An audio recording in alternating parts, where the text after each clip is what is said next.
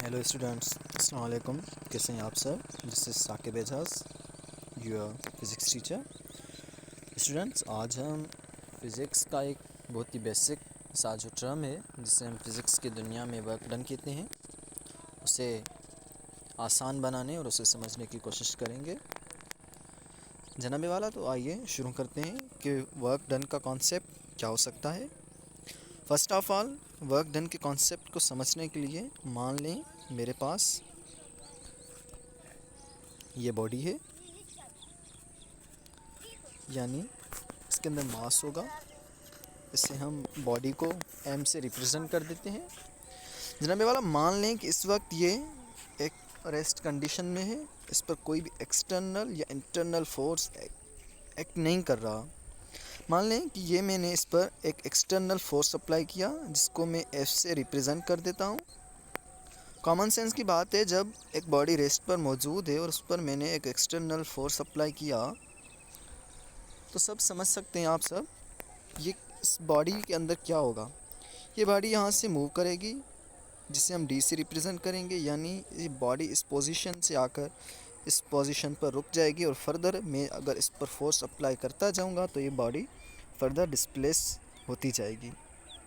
ठीक है, अब हुआ क्या, देखें समझें कि जब एक बॉडी रेस्ट पर थी, उस पर मैंने एक्सटर्नल फोर्स अप्लाई किया तो उस बॉडी के अंदर डिस्प्लेसमेंट पैदा हुआ। ठीक है, इसी बात को फ़कत याद रखना है। जनाब वाला, यही कॉन्सेप्ट है हमारे आज के टॉपिक वर्क डन का। यानी एक बॉडी जो एक रेस्ट कंडीशन पर मौजूद हो, उस पर हमने एक्सटर्नल फोर्स अप्लाई किया, उस बॉडी के अंदर डिस्प्लेसमेंट आया, वो एक जगह से एक पोजीशन से दूसरी जगह पर डिस्प्लेस हो गई। तो इसी कंडीशन को हम बराबर लेते हैं वर्क डन के। ये बात समझ आइए, इस सारी बात को ज़रा फार्मूले के तहत देखते हैं। मान लें हमारे पास ये वर्क डन है जिसे हम W से शो करते हैं। ये वेक्टर क्वांटिटी नहीं, ये स्केलर क्वांटिटी है। इस पर हम मज़ीद बात करेंगे, मगर जैसा कि मैंने एक कॉन्सेप्ट बताया कि जब एक किसी भी बॉडी पर फोर्स अप्लाई किया जाए तो उसमें डिस्प्लेसमेंट मौजूद होता है। और हम ऐसा भी कह सकते हैं कि dot product of the force and the displacement is equal to the work क्या होता है। तो अगर आपसे कोई पूछे कि वर्क डन क्या होता है तो आप मुकम्मल डेफिनेशन बता सकते हैं। मैं आपको बता रहा हूँ, आप चाहें तो नोट कर सकते हैं कि if we have a body, we are acting a force on it and it may be displacement, then we can say the work has been done। और अब अगर आप ऐसा ना कहना चाहें और आप सिंपली ऐसा कहना चाहें कि the dot product of force and displacement, कि वर्क डन जो होता है वो डॉट प्रोडक्ट होता है फोर्स का और डिस्प्लेसमेंट का, उसी को हम वर्क डन कहते हैं।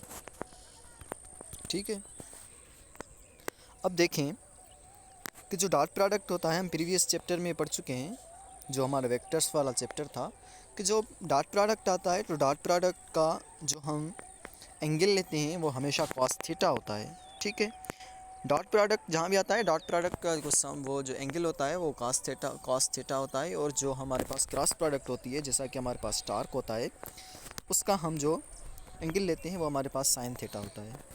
इसी बात को हम ऐसे भी लिख सकते हैं, W is equal to F D cos theta, यानी ये इसका मुकम्मल फार्मूला है।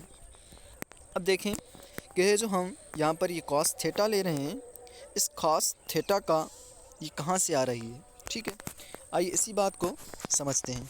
मान लें मेरे पास ये एक बॉडी है, इसको थोड़ा नीचे बनाते हैं। ये मान लें मेरे पास एक बॉडी है, जब मैंने इस पर इस डायरेक्शन में फोर्स अप्लाई किया, ठीक है, तो ये बॉडी इस डायरेक्शन में, ठीक है, इसी डायरेक्शन में, यानी फोर्स की डायरेक्शन में ही बॉडी जो है डिस्प्लेसमेंट कवर करेगी। ठीक है, बॉडी क्या करेगी, जिस डायरेक्शन में हम फोर्स अप्लाई कर रहे हैं ना, इसी डायरेक्शन में बॉडी डिस्प्लेसमेंट कवर करेगी। तो यहाँ पर इन दोनों के बीच में एक एंगल बनेगा, जिस एंगल को हम बोलेंगे कॉस थीटा। ठीक है, आई बात समझ। और इसी बात को जब फोर्स और डिस्प्लेसमेंट दोनों एक ही डायरेक्शन में हो। तो ये एक बात याद रखना, ये MCQ जो है वो बहुत बार हर टेस्ट में पूछा जाता है कि वर्क के जो टाइप्स होते हैं या वर्क की जो कंडीशंस होते हैं वो 3 कंडीशंस होती हैं। पहली कंडीशन जो है सिर्फ उसका नाम बताना बाकी है और उसका जो कॉन्सेप्ट है वो आपको आ गया, जिसे हम पॉजिटिव वर्क डन या जिसे हम मैक्सिमम वर्क डन का नाम देते हैं। उसमें क्या होता है कि व्हेन फोर्स एंड डिस्प्लेसमेंट, जब फोर्स और डिस्प्लेसमेंट दोनों सेम डायरेक्शंस में हो, यानी जिस डायरेक्शन में मैं किसी बॉडी पर फोर्स अप्लाई कर रहा हूँ और वो बॉडी उसी डायरेक्शन में डिस्प्लेसमेंट कवर कर रही है, तो इसी वर्क डन को हम पॉजिटिव वर्क डन या इसी वर्क डन को हम मैक्सिमम वर्क डन भी कहते हैं। आइए इसी बात को समझते हैं कि इसे हम मैक्सिमम वर्क डन क्यों कहते हैं। देखिए, जब एक बॉडी पर फोर्स अप्लाई होगा इस डायरेक्शन में और इसी डायरेक्शन में बॉडी डिस्प्लेसमेंट कवर करेगी, तो हमें पता है कि force is parallel to the displacement. Force जो है वो डिस्प्लेसमेंट के पैरेलल है। आप जानते हैं जब कोई भी दो चीज़ें पैरेलल होती हैं तो उनके बीच में एंगल 0 डिग्री बनती है, और हम सब ये जानते हैं cos 0 डिग्री हमेशा 1 के बराबर होती है। जब ये 1 के बराबर आई, इसका मतलब कि वर्क डन हमारा मैक्सिमम हुआ, यानी पॉजिटिव 1, ठीक है। इसीलिए हम इसी वर्क डन को इसकी डेफिनेशन आप ऐसे लिख सकते हैं कि when force and displacement both are in the same direction then the work done will be maximum और बी अ पॉजिटिव, ठीक है। इसी कॉन्सेप्ट को हम पॉजिटिव वर्क डन कहते हैं। जनाबे वाला, ये तो कॉन्सेप्ट था पॉजिटिव वर्क डन का, या जिसे हम मैक्सिमम वर्क डन कहते हैं। बस इसी की रेसिप्रोकल जो होता है या इसी को उलट हम कह सकते हैं वो नेगेटिव वर्क डन होता है, जिससे हम नेगेटिव से शो करते हैं, या इससे हम जो है वो मिनिमम वर्क डन का भी नाम दे सकते हैं। इसमें क्या होता है, उसमें उसके बिल्कुल उलट, पॉजिटिव के बिल्कुल उलट उसमें क्या था कि जब दोनों पैरेलल हो।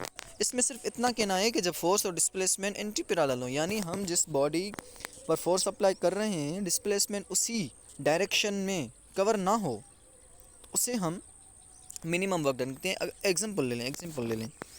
देखें, मान लें कि मेरे पास ये एक रॉकेट है जिसको साइंटिस्ट ने खिला में भेजना है, ठीक है। रॉकेट जो होता है रिसर्च वगैरह के लिए जिसे हम खिला में भेजते हैं, वो देखें क्या करता है, उसके अंदर से कितनी किस्म की गैसेस निकलती हैं, ठीक है। गैसेस क्या करती हैं, उसको नीचे की तरफ पुश करती हैं। ज़मीन पर वो गैसेस जो हैं अपना फोर्स लगाती हैं, ठीक है।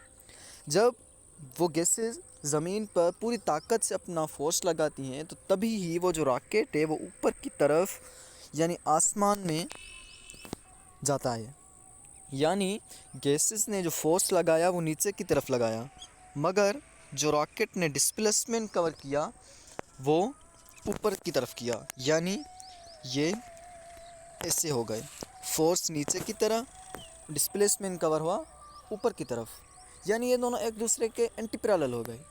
अब जो इनके बीच में जो भी एंटी पैरेलल चीज़ें होती हैं, हमें पता है कि उनके बीच में जो डिग्री बनती है यानी एंगल बनती है वो 90 डिग्री बनती है। और हमें पता है कि cos 90 जो होता है वो cos 90 0 के बराबर होता है, ठीक है। cos 90 अगर 0 के बराबर हुआ तो ये मिनिमम वर्क हुआ, ठीक है। मिनिमम वर्क हुआ, इसे हम नेगेटिव वर्क नहीं कहते, इसे हम मिनिमम वर्क या इसे हम ज़ीरो वर्क डन कहते हैं। ये बात समझ। इसकी आप डेफिनेशन इस तरह लिख सकते हैं कि when force and displacement both are in the opposite directions और both are the anti parallel, then we can say the work done is a zero work done.